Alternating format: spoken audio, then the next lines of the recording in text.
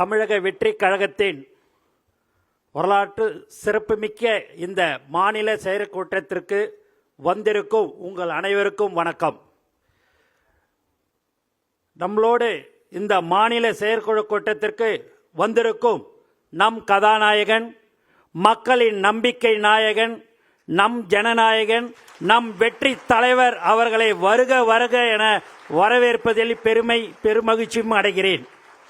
அதோடு நம் கழகத்தினுடைய தலைமை கழக நிர்வாகிகள் அனைவரையும் வருக வருக என வரவேற்கிறேன்.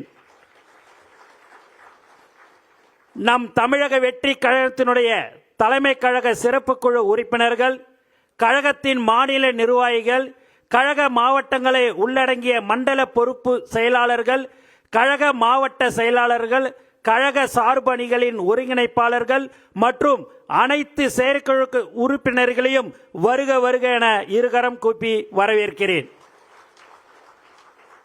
நாம முக்கியமான ஒரு தருணத்தில் இருக்கிறோம்.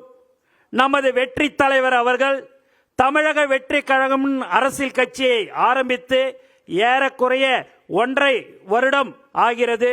இந்த 1.5 வருஷத்தில் தமிழ்நாட்டு மக்களோட நம்பிக்கையும் பேராதரவையும் முழுமையாக நாம் பெற்றிருக்கிறோம்.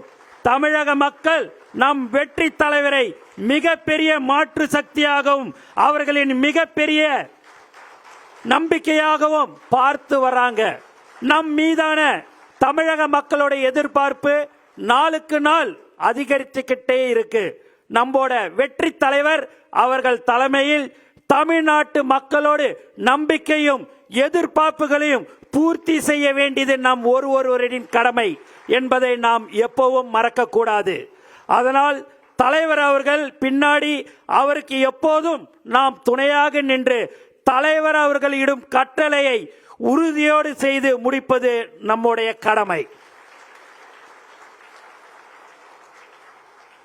இதனால் இந்த மாநில செயற்குழு கூட்டத்தில் நாம் வரலாற்று சிறப்புமிக்க சில முடிவுகளை எடுக்க இருக்கிறோம்.